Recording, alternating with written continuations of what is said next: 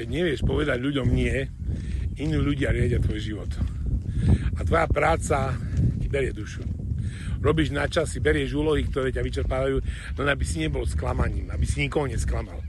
Pre tvoje pracovné nasadenie možno vyzerá ako oddanosť, ale v skutočnosti je to sabotáž tvojich vlastných hraníc a tvojich vlastných hodnot.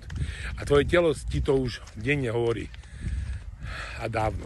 Únava, tlak, podráždenosť. To, čo ťa ničí, nie je len robota.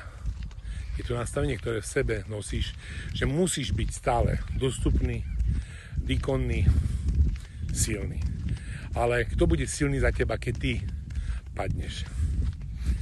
Ak ťa tvoja práca už nebaví, ak ťa len vyčerpáva jej čas, pozri sa do svojho vnútra. Pridaj sa na večerné vyslanie Kód víťazov, spravím ti audit tvojho vnútorného nastavenia a ukážem ti 40 skrytých programov, ktoré ti možno denne ničia život a kradnú energiu. Som Tibor Michalko a som autor metódy Kód víťazov.